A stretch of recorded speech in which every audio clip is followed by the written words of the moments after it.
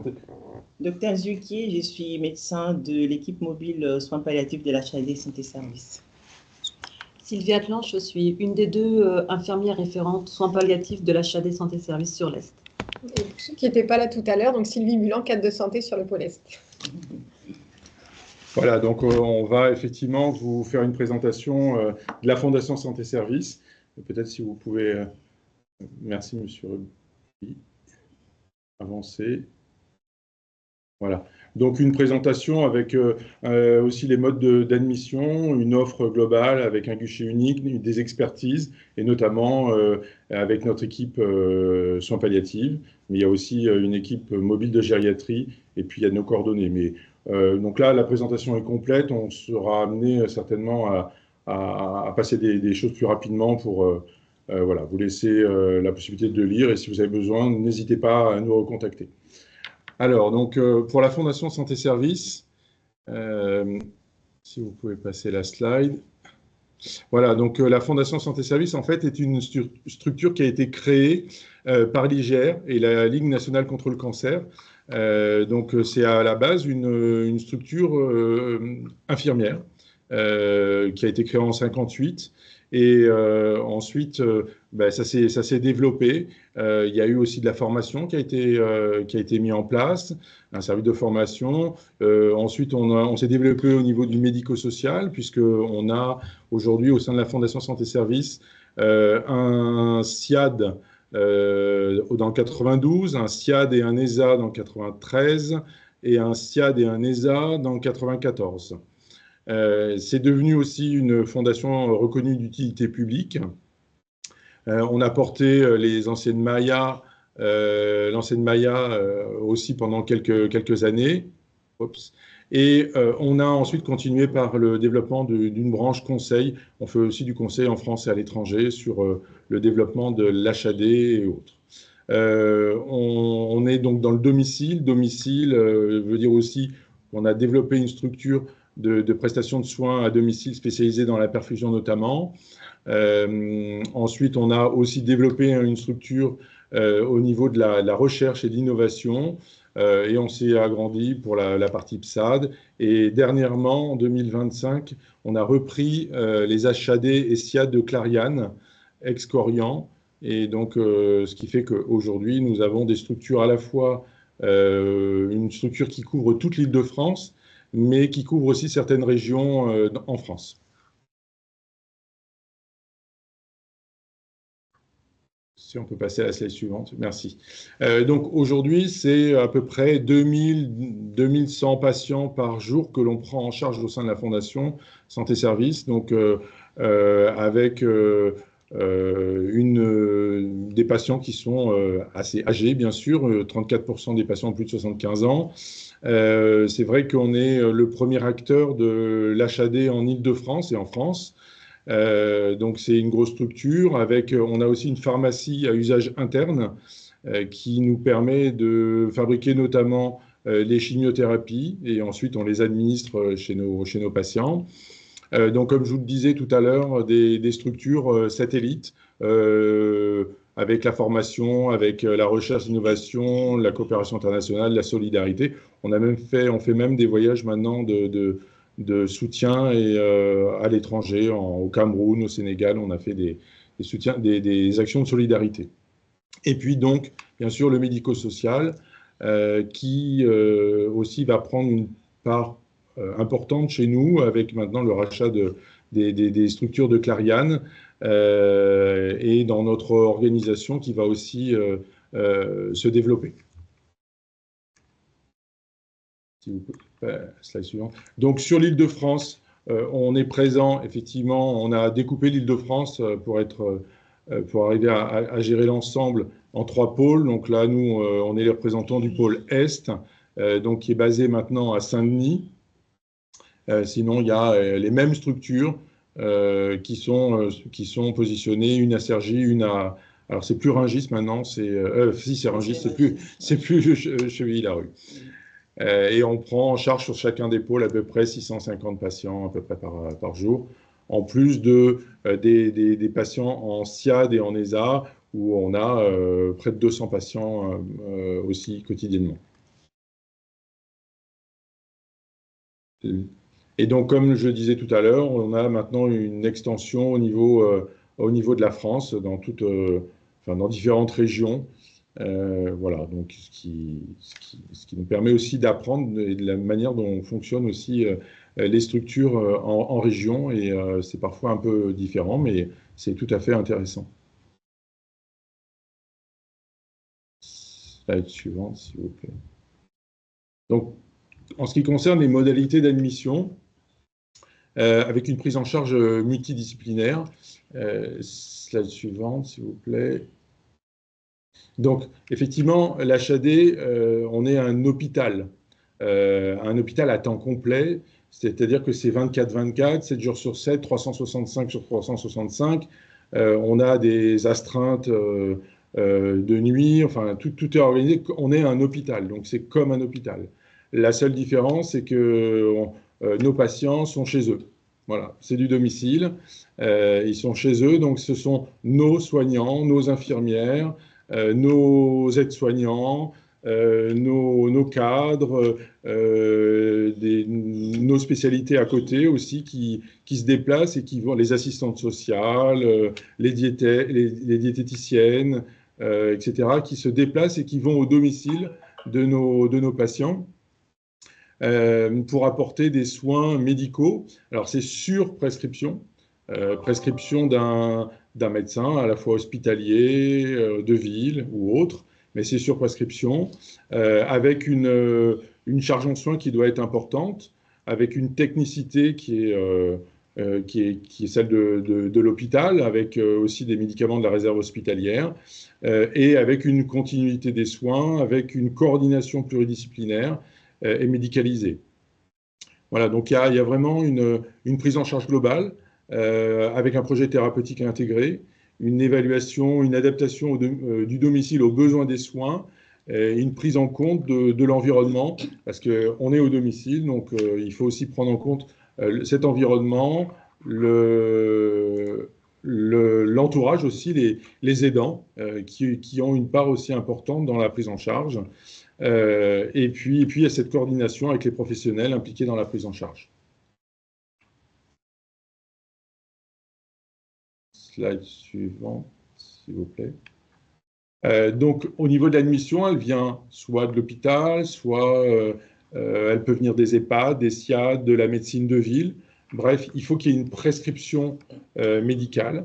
Et cette prescription va en général en direction de nos antennes. Alors nous, on a mis hospitalière là, mais c'est nos antennes globalement, puisque maintenant on a un système de guichet unique. Et derrière, une fois que ce projet, cette admission, cette préadmission a été validée, on va dire, il y a une prise en charge sur le pôle, sur notre pôle. Nous, on est vraiment dans la production du soin et dans la prise en charge des patients au domicile. Voilà, donc c'est vraiment, on prend en charge les patients au domicile, encore une fois. Peut-être que Sylvie, tu veux rajouter quelque chose? C'est parfait. Slide suivante, s'il vous plaît. Donc, comme je le disais, une prise en charge avec des équipes médicales, des équipes soignantes. Alors, par exemple, sur un territoire, puisque tout le pôle est divisé en 9 territoires plus une unité de pédiatrie qui couvre l'ensemble. Mais en tout cas, sur chacun des territoires, vous avez une cadre, un médecin, une infirmière coordinatrice de pôle et une secrétaire médicale d'unité. Et ce sont ces 4 personnes-là qui vont coordonner toute la prise en charge du patient avec 10 à 12 infirmières qui sont sur le terrain et 5 à 7 aides-soignantes à peu près. Et en plus, derrière, effectivement, on a la chance d'avoir le soutien de psychologues, de diététiciennes, de stomatos, d'assistantes sociales, etc. Nos équipes experts, et on va en reparler après, une équipe mobile de gériatrie, une équipe mobile de la démarche palliative. On a aussi des IPA Play, bientôt on va avoir des IPA Onco. Donc une prise en charge vraiment importante. Et quand il y a la nécessité, on fait aussi appel aux partenaires libéraux. Ça peut être des officines, ça peut être des infirmières libérales, des sages-femmes, des kinés. Voilà, dans la prise en charge, on peut être aussi amené à faire appel aux libéraux s'il y a une nécessité ou en complémentarité. Et puis des prestataires potentiellement. Alors là, de moins en moins, puisqu'on a racheté une structure qui s'appelle Medidirect, et donc maintenant, on favorise la prise en charge par cette structure-là. Mais donc une prise en charge HAD est vraiment pluridisciplinaire.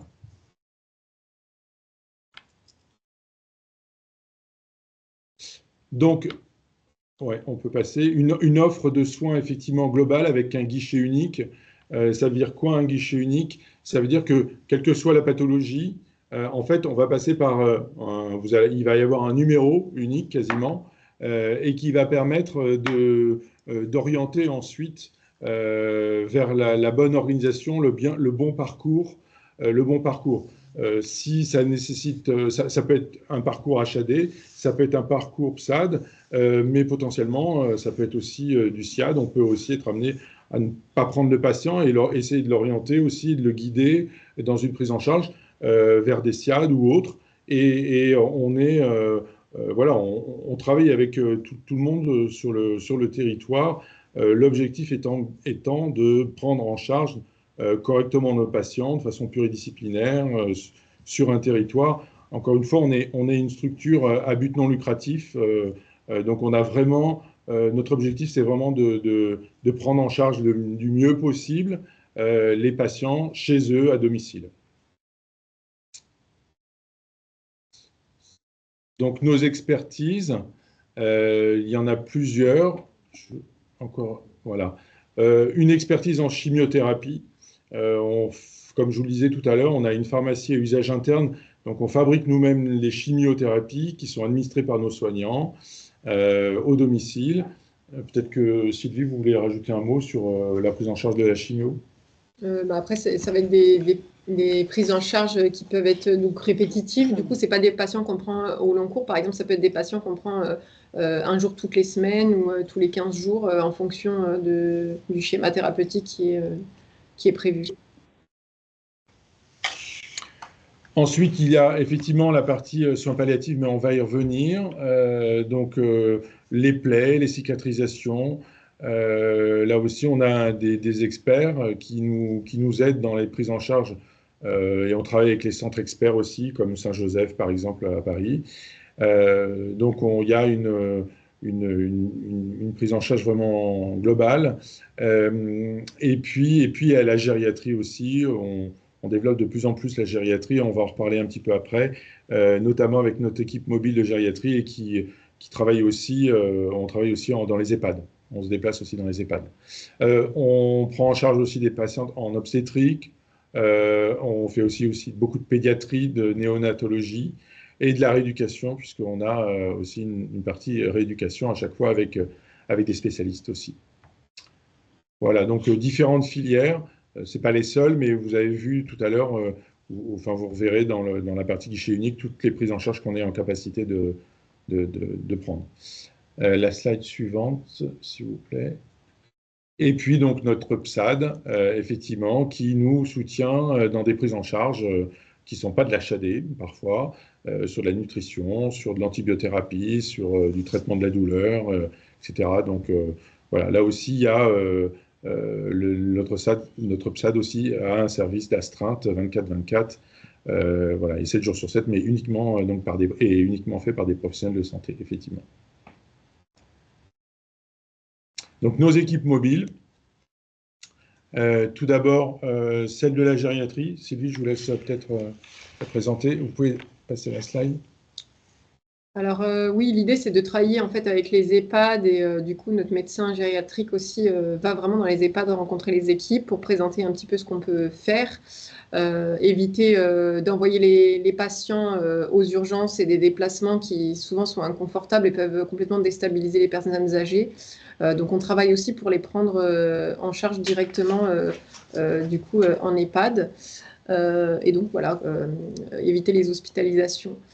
ou alors on les prend aussi directement enfin, si le patient a été aux urgences parce qu'on ne travaille pas forcément avec eux, on essaye de le renvoyer au domicile dans la journée, au domicile en EHPAD du coup, dans la journée, et pouvoir mettre en place tout de suite les soins avec l'équipe de l'EHPAD, en venant faire les soins qu'ils ne sont pas en capacité de faire.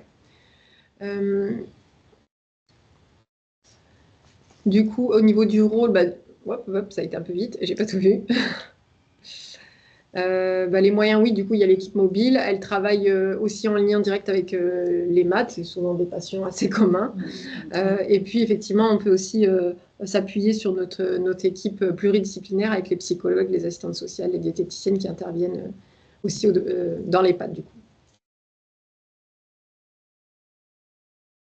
On peut passer à la C'est dur de ne pas avoir la main. Ouais. C'est bon, on peut passer à la slide suivante. Merci. Donc, les patients entre 75 et 90 ans, et puis donc polypathologiques, forcément avec plein d'antécédents, souvent, parfois isolés aussi.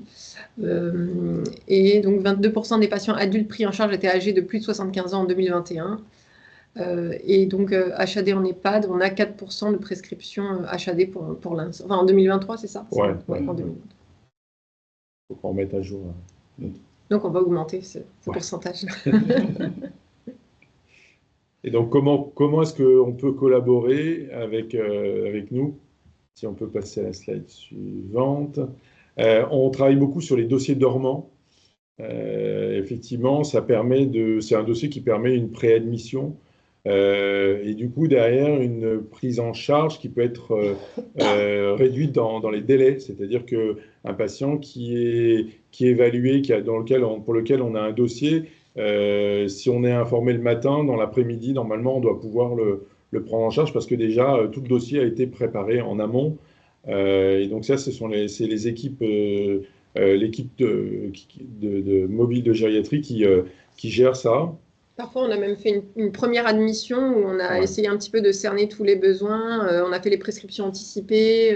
Voilà, on a prévu tout le matériel, etc. Et effectivement, l'objectif, c'est qu'au moment venu, on soit déclenché et on puisse vraiment se mettre en place dans la rapidité et être opérationnel, quoi. Mais effectivement, il y a des critères d'éligibilité à ces dossiers dormants. Patients à risque de décompensation, des infections bronchopulmonaires à répétition, des cancers, etc. Voilà. Modalité d'activation, donc ça se fait de toute façon en concertation entre le médecin. C'est important là aussi, médecin traitant, médecin coordinateur, médecin SOS médecin, et le médecin chez nous. Donc voilà, donc comme je le disais, ça s'effectue rapidement si on a bien le dossier mis en place. Slide suivante. Voilà, pour la partie palliative, je vais laisser Sylvie Lally peut-être vous en parler. Oui. Donc, effectivement, concernant l'activité palliative, l'équivalent, effectivement, c'est l'équipe mobile d'accompagnement et de démarche palliative qui a également comme mission objectif d'améliorer les prises en charge des patients qui sont en soins palliatifs, en HAD. On a 3 missions. Les plus grosses missions, c'est la première action, c'est au niveau des patients. Donc, des patients, déjà pour reprendre ce que venait de dire M. Ray, donc on est une HAD polyvalente. Effectivement, nos collègues médecins, infirmières font tous du soin palliatif. Nous, on vient en fait en expertise pour les patients qui ont des situations les plus complexes, autant sur les plans cliniques, sur les plans psychologiques et sur les plans sociaux. Donc, on ne voit pas tous les patients puisque dans notre structuration, donc il y a un médecin, 2 infirmières et du temps de psychologue et une cadre. Donc, du coup, nous, on vient vraiment en soutien par rapport à nos équipes. Donc, on agit au niveau des patients avec la possibilité de faire des visites à domicile, avec une évaluation globale au domicile et on revoit les projets du patient ainsi que les thérapeutiques en fonction des situations des patients. L'autre versant de notre action, c'est par rapport aux équipes. On a également une mission de formation parce que nous diffusons la culture palliative auprès de nos collègues pour que ça puisse avoir également un impact sur la prise en charge du patient au quotidien, même pour ceux qui n'ont pas du tout des situations complexes. Et on a également un versant sur la recherche, notamment avec la communication au niveau de la SFAP et autres. Et on collabore avec tous les acteurs qui sont au niveau du territoire, que ce soit les DAC, les USP, les MSPT, avec des staffs communs pour certains par rapport aux patients qui sont pris en charge en HAD. Alors, je ne sais pas si j'ai tout dit, j'ai oublié quelque chose. Peut-être la slide suivante. Bon, il y a quelques données. Ouais. Bon, ça, vous l'avez dit. Voilà, ça, je l'ai dit. Le type de patient, le profil peut-être. Après, en interne, on a travaillé sur les modalités d'intervention. On donne plus, en fait, nos collègues de l'équipe mobile en gériatrie vont plus agir sur les patients de plus de 75 ans polypathologiques. Et nous, on va agir sur les patients de tous âges, mais les plus de 75 ans qui sont en prise en charge par rapport aux pathologies oncologiques. Donc ça, c'était pour nous permettre de mieux nous organiser en interne, mais quand un patient est polypathologique, suivi par nos collègues de l'équipe mobile gériatrique, en fait, on se met en lien pour voir en fonction de la situation qui est plus mise en avant, qui intervient en première ligne. Et on fait également des visites en commun, gériatrie et soins palliatifs pour les patients de plus de 75 ans. Celle suivante, s'il vous plaît. Donc là, ça, je l'avais dit, comment collaborer. J'ai dit également. Voilà. Slide suivante, je pense que ça doit être ça. Voilà, nos coordonnées, après, voilà. Donc, on vous a mis aussi nos coordonnées si besoin, si nécessité, n'hésitez pas. Et on est à votre disposition, parce que je crois que le temps imparti est écoulé pour des questions, s'il y en a. C'est parfait. Alors, une petite question déjà dans le chat. Donc, pour un patient isolé à son domicile avec des difficultés de mobilité ou AIT, prenez-vous les clés du logement? Et vous voulez prendre sur la boîte à clés. Les patients, pour ceux qui sont isolés. Bah, on exige la boîte à clés du coup. D'accord. Effectivement. Alors, soit il y a un voisin qui peut avoir les clés, par exemple. Mais en tout cas, nous, on ne prend pas les clés parce que ce n'est pas les mêmes soignants tous les jours. Donc, on n'est pas en capacité de pouvoir le faire et de gérer ça. Donc, réellement, ça fait partie des obligations. C'est comme le lit médicalisé pour pouvoir faire la toilette pour l'ergonomie des soignants. La boîte à clés va avec si on n'a vraiment pas d'autres systèmes, en tout cas, qui est fonctionnel. Parfois, il peut y avoir, par exemple, le gardien de l'immeuble qui peut avoir les clés. Mais il faut qu'il soit sollicitable sur les horaires où on va passer. Parce que parfois, ça peut être en pleine nuit s'il y a une urgence, quoi. D'accord.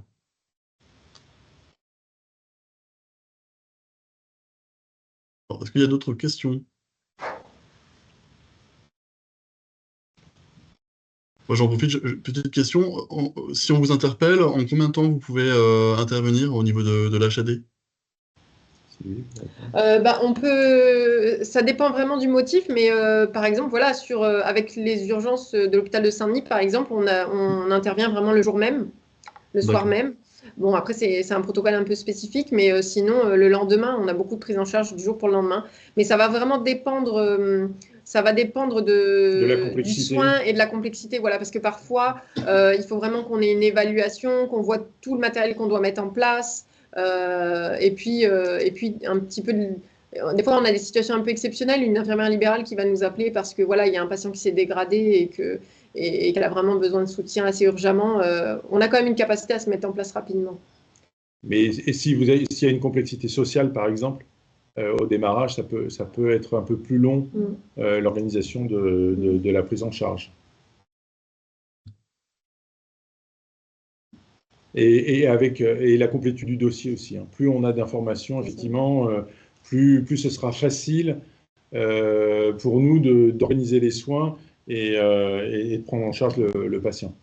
Après, c'est vrai qu'il y a des prescripteurs avec lesquels on a l'habitude de travailler, ou alors par exemple même les EHPAD ou d'autres structures des SIAD avec qui on travaille déjà très régulièrement. On a déjà des conventions, donc du coup ça va être, voilà, ça va être rapide. S'il faut qu'on fasse une convention, ça va être plus long du coup.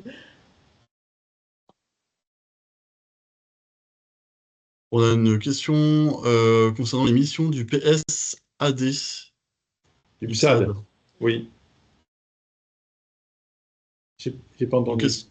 Quelles sont les missions? Revenir sur les petites missions du PSAD.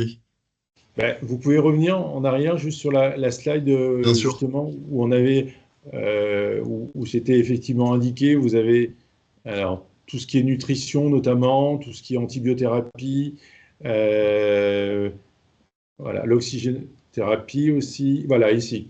Donc c'est hop, pardon. juste avant. Tout ce qui est douleur aiguë post-opératoire. Enfin, en fait, c'est notre antenne au moment de la demande d'admission qui dit voilà, ce patient-là, on peut le prendre en charge facilement au niveau de l'HAD. Il correspond aux critères de l'HAD, ou alors non, il ne correspond pas aux critères de l'HAD. Dans ces cas-là, on organise une prise en charge par notre prestataire.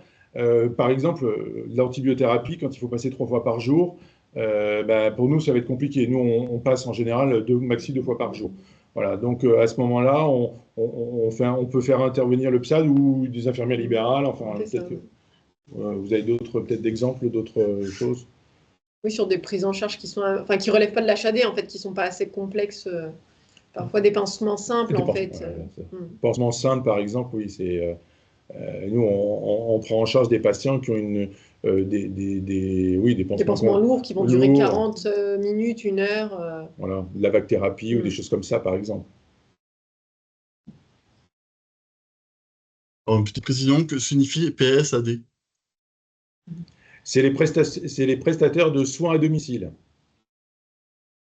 C'est de la prestation de soins à domicile. En fait, c'est une structure qui n'a pas de médecin, qui a les infirmières, mais qui n'a pas de médecin. Donc, ce n'est pas de l'HAD. Et puis, c'est des prises en charge plus légères. On parlait de l'antibio tout à l'heure. C'est vrai que il y a une ordonnance antibio x3 pendant 8 jours. Et on sait que ça va s'arrêter là, quoi. Il n'y aura pas besoin de refaire de réévaluation ou quoi que ce soit. Ok, merci beaucoup pour cette présentation. Je vois qu'il est 35 et vous avez une réunion juste après, donc je ne vais pas vous retenir plus longtemps. Merci beaucoup pour cette présentation. Le diapo sera avec à la fois l'émission et les coordonnées seront mis à disposition, donc vous pourrez retrouver tout ça plus tard. Merci beaucoup encore une fois. Merci, à bientôt, au revoir. Merci à vous, au revoir. Alors pour cette deuxième présentation, donc je vais appeler Madame Cécile Imtal. Je ne sais pas si normalement elle a mis qu'elle était présente. Est-ce que vous nous entendez? Parfait, très bien. Parfait. Bonjour Madame, donc vous êtes psychomotricienne au sein de l'ESA, équipe spécialisée Alzheimer pour le groupe ABCD. Donc je vous laisse la main pour la suite. Très bien, merci. Donc bonjour à tous, à toutes. Donc effectivement, je suis psychomotricienne au sein d'une équipe ESA à l'ABI de Saint-Maur-des-Fossés, et nous intervenons donc sur une partie du territoire du Val-de-Marne, l'est du Val-de-Marne. Donc nous sommes une équipe pluridisciplinaire. Donc je suis accompagnée de 2 assistantes de soins en gérontologie. Donc ce sont des aides-soignantes qui ont suivi une formation spécifique sur la gérontologie et sur les maladies neuroévolutives. Alors nous intervenons sur prescription médicale pour 12 à 15 séances de réhabilitation cognitive à domicile, à raison d'1 heure par semaine, donc ce qui veut dire que pendant 3 mois à peu près, nous sommes aux côtés de nos patients donc, qui sont atteints de maladies neuroévolutives. Nos patients peuvent être, la plupart du temps, sont âgés, plus de 60 ans, plus de 65 ans, mais parfois on a également aussi des patients jeunes, malheureusement. Alors, en quoi consiste notre accompagnement? Dans un premier temps, nous nous rendons au domicile pour une première rencontre, faire connaissance avec le patient et son environnement. l'entourage également. On demande à ce premier entretien à un aidant d'être là, pour parfois clarifier la situation. À l'issue de ce premier entretien, si accord du patient, nous faisons en général, enfin, et moi en tant que psychomotricienne, ce qu'on appelle un bilan psychomoteur sur 2 séances. L'objet de ce bilan, c'est de continuer d'aller à la rencontre du patient, d'identifier certes ses difficultés, mais aussi toutes les bonnes capacités qu'il a encore et sur lesquelles on pourra s'appuyer pour mettre en œuvre notre travail de réhabilitation cognitive. J'en profite pour dire que réhabilitation cognitive, c'est vraiment c'est centré sur les actes de la vie quotidienne, l'idée étant vraiment de faire en sorte que le patient, la patiente, puisse continuer de rester au domicile dans les meilleures conditions d'autonomie possibles. Et donc, notre travail va consister à mettre en œuvre tout ce qu'il est possible de mettre en œuvre pour favoriser ce maintien à domicile. Donc, à l'issue du bilan psychomoteur, avec mes collègues, nous réfléchissons à des objectifs de soins et d'accompagnement que donc l'une ou l'autre, puisque nous sommes 3, mettra en œuvre. Alors, quels sont ces objectifs de soins? Alors, je vais vous donner quelques exemples. Ça peut être un travail des repères dans le temps, ça peut être un travail au niveau des repères spatiaux. Une personne qui serait un petit peu désorientée au sein de son appartement, on l'aide via des choses très simples, un étiquetage, des protocoles qu'on peut essayer de mettre en place. Donc, ça, c'est plus un travail sur les fonctions exécutives pour, encore une fois, favoriser le maintien à domicile. Donc voilà, ça peut être une ouverture vers l'extérieur s'il y a une demande ou une nécessité que des liens sociaux soient maintenus ou créés, tout simplement. Et pour cette ouverture vers l'extérieur, on va se tourner là vers tout notre réseau de partenaires, dont les accueils de jour, dont une de mes collègues vous parlera un peu plus tard. Donc on essaie aussi, je dirais notre accompagnement s'appuie aussi sur une bonne connaissance de toutes les ressources du territoire. Ça peut être très varié. Ça peut être, je saute un peu du coq à l'âne, mais donc ça peut être accueil de jour, ça peut être les maisons des seniors, ça peut être bien sûr les services d'aide à domicile. Enfin bref, tout le réseau qui est implanté sur notre territoire, on essaye de le solliciter. En tout cas, de créer des liens, faire des relais plutôt entre nos patients et ce réseau. Oui, je disais donc ouverture vers l'extérieur, donc parmi les objectifs, donc travail des fonctions exécutives. Et on peut aussi faire, plus simplement, je dirais, de la stimulation cognitive, mais sous réserve que le patient aussi puisse s'emparer seul des outils qu'on va explorer avec lui. L'idée, c'est pas de pallier l'ennui du patient si il s'avère que le patient s'ennuie chez lui. C'est plus de tous ces outils, ils ont quand même une visée, on va dire, de soins, une visée thérapeutique, c'est-à-dire c'est stimuler les capacités en vue de, encore une fois, maintenir l'autonomie du patient. Sa capacité à faire face à une situation nouvelle, sa capacité à résoudre une difficulté. Donc voilà. C'est vrai que nos outils, quand je dis outils, ça peut être beaucoup de jeux de société. Donc on a un peu l'impression qu'on va jouer chez nos patients alors que derrière, il y a un objectif quand même qui est une visée thérapeutique et de soins. Qu'est-ce que je peux vous dire encore? Je crois que j'ai déjà dit l'essentiel. Oui, donc les 15 séances. Alors à l'issue des 15 séances, bien sûr, on prend le temps de faire un bilan de fin, d'orienter vers tous nos partenaires, de façon à ce que cet accompagnement soit pérenne dans le temps, c'est-à-dire que ce qu'on a tenté de mettre en place puisse perdurer avec ou sans l'aide d'un tiers. Tout à l'heure, j'évoquais la stimulation cognitive. C'est vrai qu'il est difficile pour nos patients parfois de continuer à, entre guillemets, jouer seul. Et donc parfois, un relais avec un tiers peut être pertinent. Donc, quand je dis un tiers, c'est souvent des auxiliaires de vie, donc via la mise en place d'un service d'aide à domicile. Dans ce dispositif, nous essayons de ne pas oublier les aidants. Donc, quand on le peut, bien sûr, on les écoute, mais on essaye aussi de les orienter vers les bonnes personnes ressources, que ce soit France Alzheimer, France Parkinson. Voilà, encore une fois, tout ce réseau qui est disponible sur le territoire. Voilà, que je réfléchis vite fait si j'ai un peu fait le tour. Et oui, alors elle se pose aussi souvent la question de savoir si cette prescription médicale peut être renouvelée, puisqu'à l'issue des 15 séances, la plupart des patients et leurs aidants aimeraient que ça se poursuive. Alors oui, il est possible que le médecin renouvelle sa prescription puisqu'on peut, le dispositif permet que nous réintervenions une année à date anniversaire, donc après le début du premier accompagnement, mais nous nous assurons quand même que si nous retournons auprès d'un patient, c'est vraiment pour, d'une part, que ce soit pertinent dans le sens où il faut que nous ayons des choses nouvelles à mettre en place, ou s'il y a eu un changement aussi dans soit sa maladie a avancé, soit il y a eu des changements dans sa vie personnelle qui justifient que nous réintervenions. Encore une fois, on est vraiment très vigilante à ne pas aller chez nos patients pour faire de l'occupationnel. C'est vrai que souvent les patients s'emparent de ce dispositif parce que oui, voilà, c'est très confortable pour eux d'avoir un professionnel qui intervient une fois par semaine à domicile, mais voilà, on a quand même des contraintes. Ce que j'ai pas dit, c'est que nous intervenons à un stade léger à modéré de la maladie, donc normalement avec un MMS, l'indicateur ce serait un MMS supérieur ou égal à 15.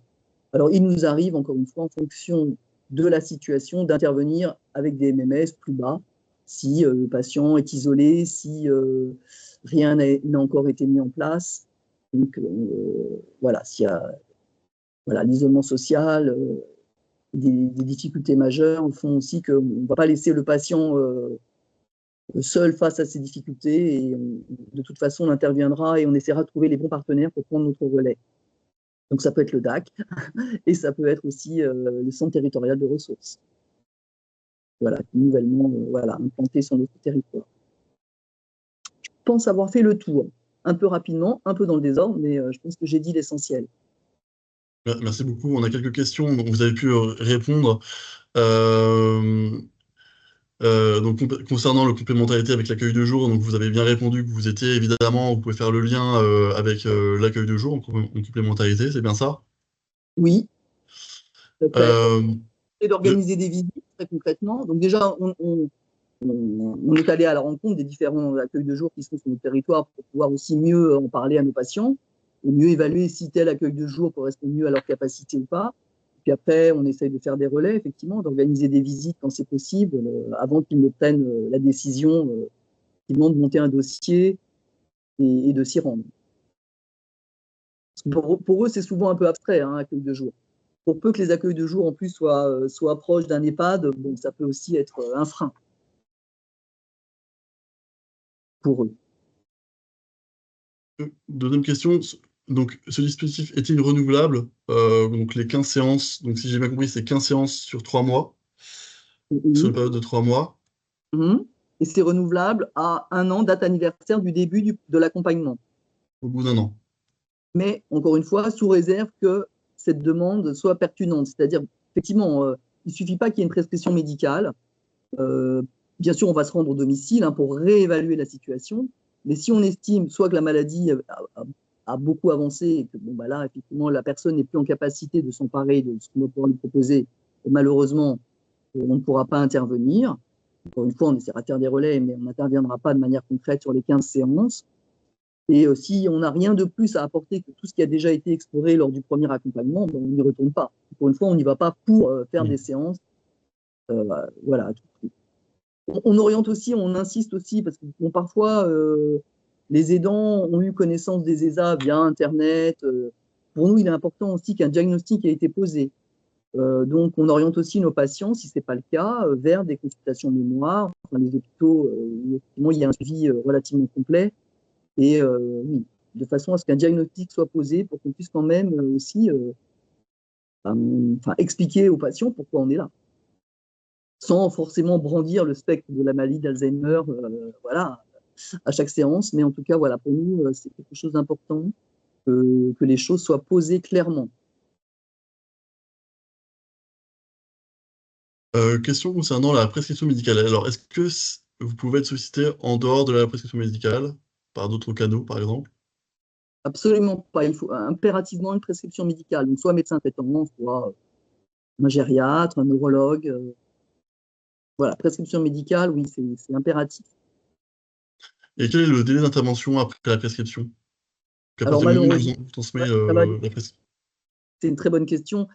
Ça va vraiment dépendre des ESA, mais la plupart des ESA du territoire ont actuellement, je dirais facilement 5 à 6 mois d'attente. Je ne vous cache pas que nous sommes à mi-équipe depuis juillet 2023.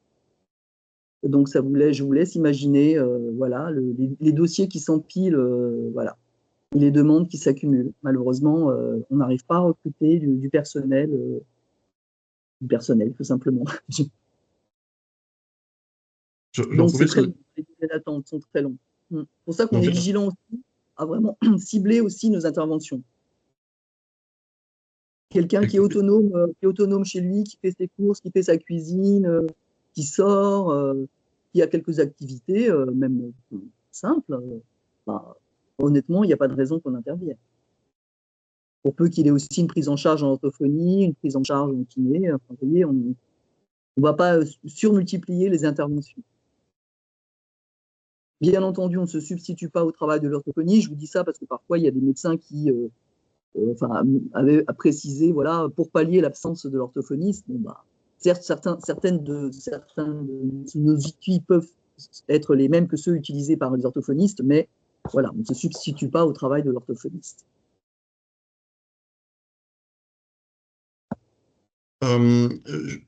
Est-ce que vous intervenez pour un public Alzheimer, mais en dessous de 60 ans? C'est-à-dire, ça peut être Alzheimer précoce, ce type de public? Tout à fait.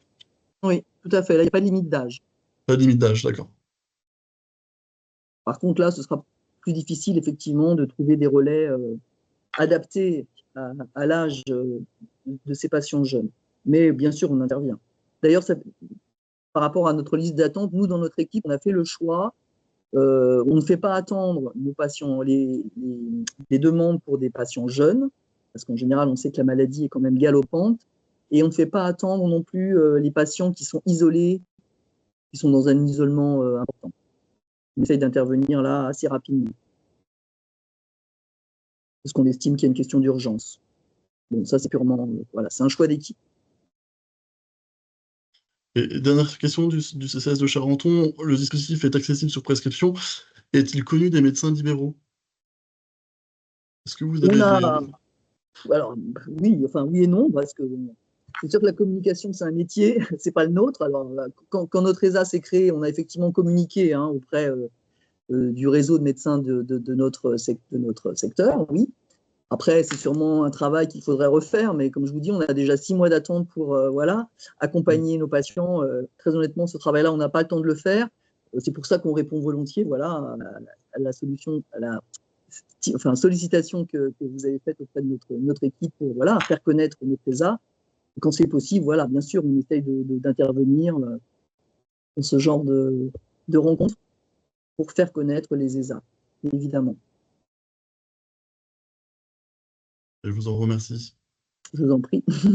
N'hésitez pas s'il y a d'autres interrogations ou remarques dans le chat.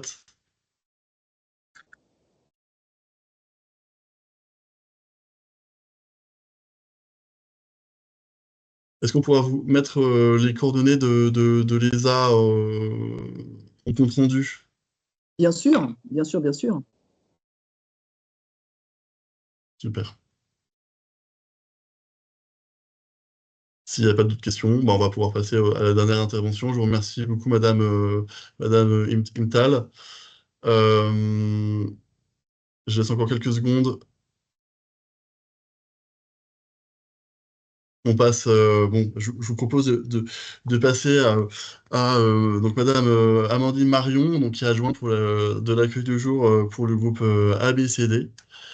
Je vous laisse partager, Vous m'entendez? votre écran.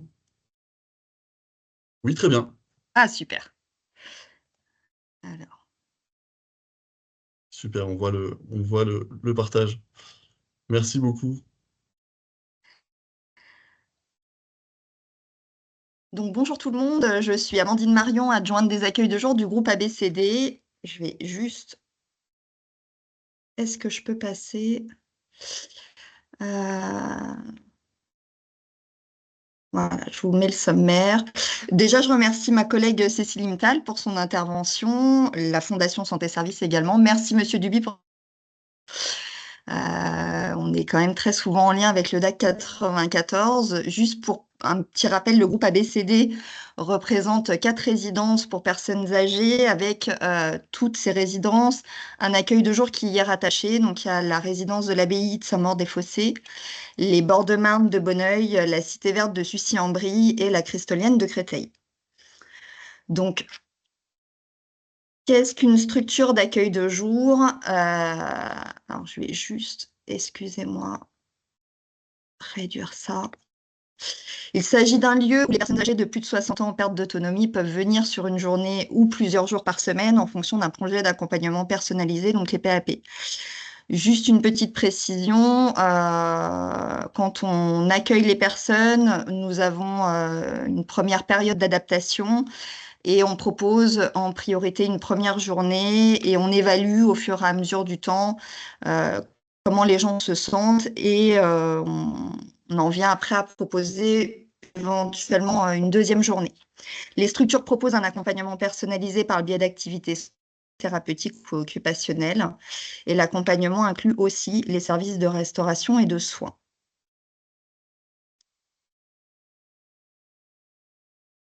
Je suis navrée, j'ai du mal à passer les pages. Le projet des accueils de jour, donc favoriser l'autonomie par la stimulation mentale, physique et sociale, en proposant un accompagnement individualisé aux personnes accueillies par le biais donc, des projets personnalisés, de la stimulation cognitive par le biais d'activités ludiques et adaptées, donc bien évidemment en s'appuyant sur les capacités des personnes dans le but de revaloriser les gens, des temps conviviaux afin de favoriser le lien social et de l'ouverture vers l'extérieur en organisant des sorties. On apporte également, on essaye d'apporter du soutien aux aidants en leur permettant de se libérer du temps pour leur vie personnelle ou professionnelle. Donc, à qui s'adressent les accueils de jour? Donc, principalement aux personnes âgées de plus de 60 ans, atteintes de maladies neuroévolutives, aux personnes âgées en perte d'autonomie et aux personnes en situation d'isolement. La mission des accueils de jour, donc l'accueil de jour permet aux personnes âgées d'entretenir du lien social, de sortir de chez elles, d'entretenir leurs capacités, de bénéficier d'un suivi régulier et d'un accompagnement adapté, et permet à leurs proches de pouvoir s'accorder du temps, du répit, échanger avec les professionnels de l'accueil de jour, rencontrer et échanger avec d'autres familles qui vivent également la même situation. Donc, le processus d'admission, on contacte le secrétariat par le biais des mails, courrier ou téléphone. Le secrétariat envoie un mail de réponse avec les modalités d'inscription. Donc, dans ce mail figure la liste des documents à fournir et le dossier unique, partie administrative et partie médicale. La partie administrative donc, sera unique pour demande d'entrée en accueil de jour résidentiel ou hébergement temporaire. Et ensuite, une partie médicale qui doit être réactualisée, en tout cas qui doit être récente, datant de moins de 3 mois. La proposition d'une visite est faite le plus rapidement possible à l'accueil de jour. Cette visite dure 1 heure. J'essaye généralement, pareil, d'avoir, comme Cécile, un représentant de la personne, donc famille, amis ou personne du DAC, pour pouvoir... alors, déjà pendant ce temps d'1 heure, la personne participe aux animations. Ça nous permet, après, par la suite de cette visite, d'évaluer en équipe la pertinence de l'accompagnement, mais surtout de savoir si la personne a envie de s'emparer d'un accompagnement. Et donc, généralement, dans la première demi-heure, j'accompagne la personne dans l'accueil de jour et j'essaye de prendre aussi un temps avec la personne pour pouvoir commencer à déjà lui faire un retour de cette visite et pouvoir lui apporter quelques réponses déjà sur les modalités de l'accompagnement. Suite à l'évaluation en équipe, si on peut accompagner la personne, je propose un rendez-vous de préadmission. Le rendez-vous de préadmission, on essaye de l'avoir la semaine suivante ou en tout cas dans les 15 jours le plus rapidement possible. Ce rendez-vous de préadmission dure également 1 heure. Ça permet à la personne de faire un nouvel essai. Éventuellement, on essaye de lui proposer une autre animation. Et donc, ce temps-là dure 1 heure et pendant ce temps-là, je présente toutes les modalités d'accompagnement au référent. Et à la fin de cette heure, je recueille le consentement éclairé de la personne et tout le monde signe ce présent contrat. Ensuite, nous mettons en place le planning de présence. Là, vous trouvez une journée type des accueils de jour. Donc, de 9h30 à 10h, nous accueillons les personnes autour d'un café et d'une collation. C'est aussi un temps de convivialité pour les personnes se retrouvent. Donc, ce sont toujours des journées fixes. Donc, les gens, au bout d'un moment, arrivent à tisser quand même quelques liens. De 10h à 10h30, c'est la lecture de revues de presse. De 10h30 à 12h, des activités de stimulation cognitive, donc ça peut être des jeux de mots, des quiz musicaux.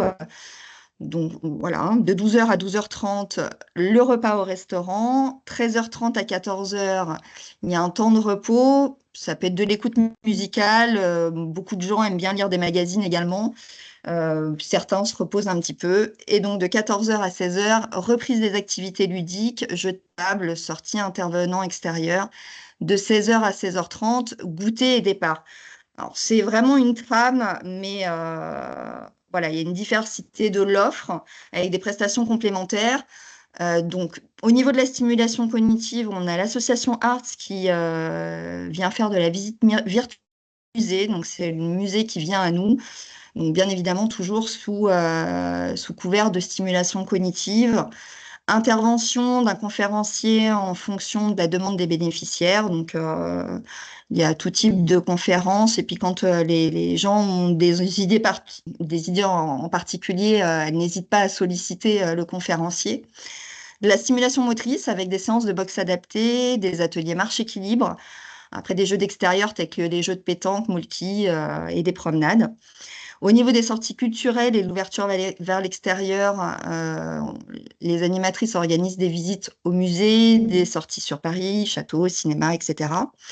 Nous proposons également du temps intergénérationnel, donc des activités qui associent les enfants issus de l'accueil petite enfance du groupe et également les enfants du personnel. Et les activités ludiques et créatives, il y a des ateliers musicaux qui permettent aux gens de chanter et de danser s'ils le souhaitent. Thérapie, des activités culinaires. Donc, en conclusion, les structures d'accueil de jour en résidence jouent un rôle clé dans le réseau d'accompagnement des personnes en situation de dépendance.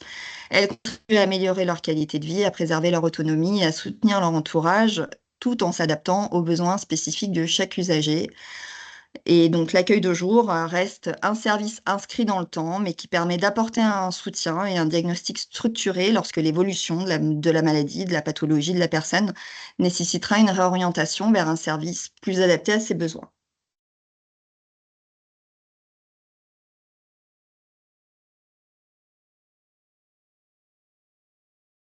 Alors, je ne sais pas du tout. Merci beaucoup pour cette présentation. On a quelques questions. J'essaie de revenir. Pardon.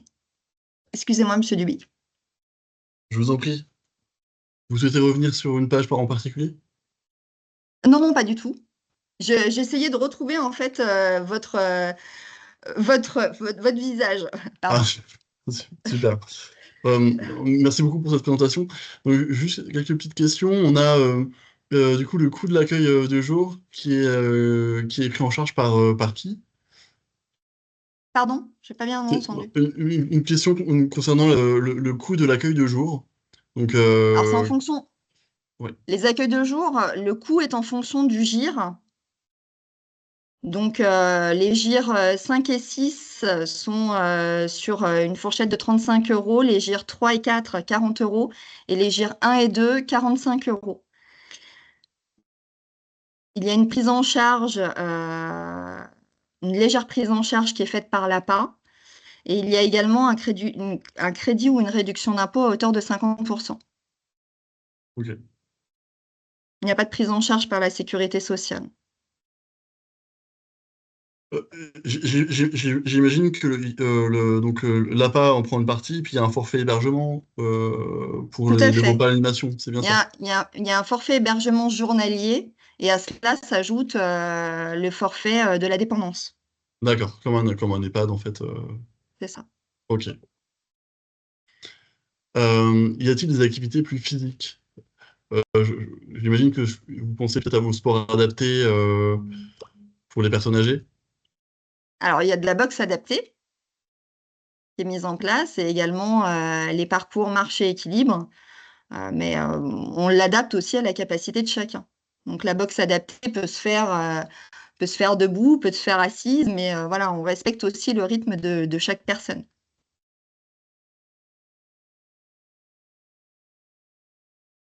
Alors, quelle durée entre la dépose du dossier et l'acceptation de la personne? Quelle durée? Oui, entre le moment où on vous fait la demande et l'acceptation. Alors, comme je vous disais, hein, déjà, on reçoit le dossier de demande d'entrée. Après, bien évidemment, ça va dépendre. Alors, on a une liste d'attente à peu près qui va être d'environ 1 mois. J'essaye de proposer une première visite le plus rapidement possible. Lorsque la visite a eu lieu, la semaine suivante, si en tout cas il y a une pertinence au accompagnement et que la personne a envie de se saisir d'une prochaine visite, on essaye d'organiser le plus rapidement possible un rendez-vous de préadmission. Après, les personnes ne sont pas forcément toujours disponibles non plus. Il faut caler les rendez-vous de chacun, mon planning, le planning des familles, les activités aussi des équipes. Parce que là, en période d'été, les équipes sortent aussi beaucoup et essayent de sortir un maximum pour faire sortir les gens. Mais bon, voilà, généralement, c'est quand même assez rapide. D'accord. C'est donc une démarche volontaire et non pas une prescription médicale. Je comprends la question. En gros, est-ce qu'il est nécessaire d'avoir une prescription médicale Non, pour l'accueil de jour? non, non, Non. pas du tout. Et Alors, il y a concernant des les... médecins qui nous adressent. Pardon, excusez-moi. Non, je vous en prie, je vous en prie. Il y a des médecins qui nous adressent des personnes, donc ça peut être les consultations mémoire, les médecins traitants, les orthophonistes également qui nous adressent des gens. Mais après, ça peut être les familles qui viennent directement vers nous et également même les personnes elles-mêmes. D'accord. Et donc, c'est donc une démarche volontaire. Donc, en effet, vous avez parlé de l'usager doit être... Il faut que les gens aient envie de se saisir d'un accompagnement. Il faut qu'il y ait une réelle demande. Il y a une notion de plaisir au niveau des accueils de jour. C'est important que les gens aient envie de se saisir des activités. Déjà, c'est ce que j'explique également aux familles. Il faut que les gens aient envie de participer au moins à une grande partie des animations qui leur sera proposée, créer du lien social avec les gens. Il faut que les gens aient envie de se saisir d'une journée en collectivité.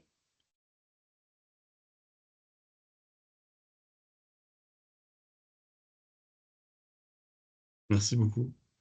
Est-ce qu'il y a d'autres questions dans le chat?